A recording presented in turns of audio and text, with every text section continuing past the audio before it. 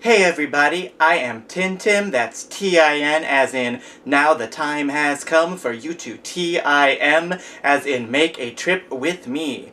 Back in time and all over the map. I am America's first drag queen public intellectual, aka the Cornell motherfucking West of drag, asking you to join me as we look back at some of the most memorable themes and issues from Season 5 of RuPaul's Drag Race in TinTim's Travelogue.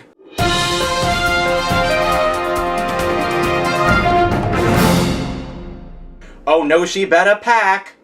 On reality television, there is always a delicate balance to be struck between drama and straight-out ugliness. In this season, we saw a little bit of both. Let's review.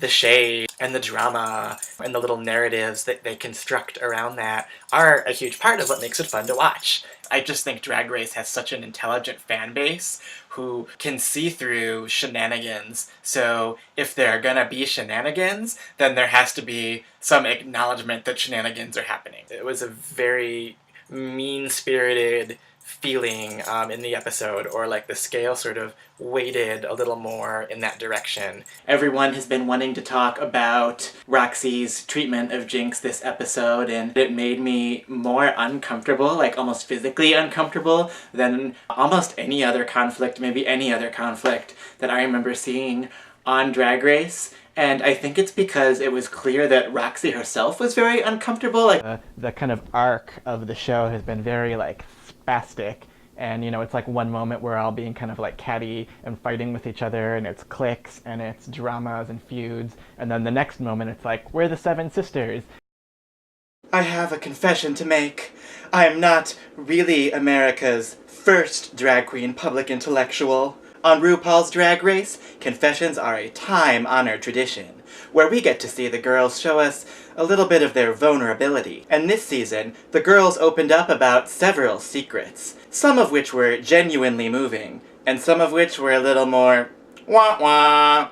Chicago could not be prouder of Monica Detox sharing the emotion and the story about her boyfriend who died. So while I am happy that the show has made space for Monica and made the space safe for her, I do still think that there's this way that it has constructed the norm of drag as gay men in a way that I think has the potential to, or has pushed, trans performers to the margins.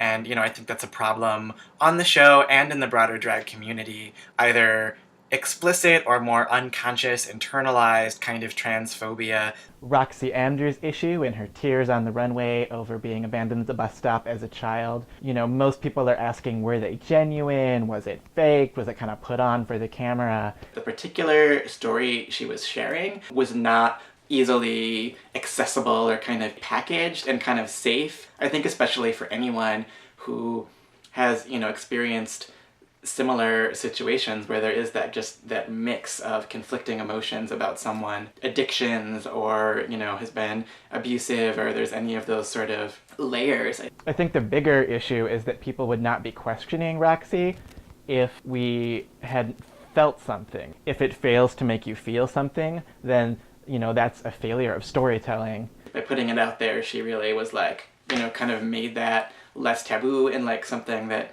can be talked about. One of the most interesting things about Drag Race is when it raises discussions about what drag itself even is, and how do we define the art of drag. And also, what does it even mean to be talented? And this season, it might have seemed like the drama was between pageant queens and funny girls, but that wasn't the only way that talent was being defined. Let's watch. You know, going into this season, I said that one thing I was very worried about was that they would sort of stoke this conflict or tension between the kind of like either campy or freak or funny queens on one side and the pageant queens on the other. And ta-da! It makes it seem like there's only two kinds of drag, like you're this or you're this, when obviously as we know because we watch the show. The drag world is much more diverse than that, and there's many styles, many kinds, many types. You know, the version of drag that Roxy does that is all about perfection and polish and poise and elegance. What is it about that, you know, is so meaningful to her, and how do you value that without disparaging this other thing? So for all those reasons, I was really happy to see Alyssa's training and Alyssa's experience and Alyssa's expertise as a dancer really be given the credit that it was due. And this week, Jinx Monsoon totally killed. Where I really saw her theater background and her theater training serving her tremendously well was just in how fully she immersed herself in the character and really became Little Edie. I actually think that the most camp queen on the show this season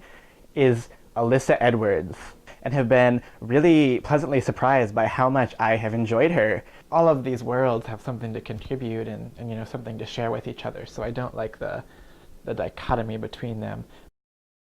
My reviews aren't only about sharing my ideas, they are also about sharing my drag. Last week I asked all of you who were regular viewers to sign into my Facebook and vote for your favorite look. Let's see what your choices were as we count down TinTim's fashion from season 5.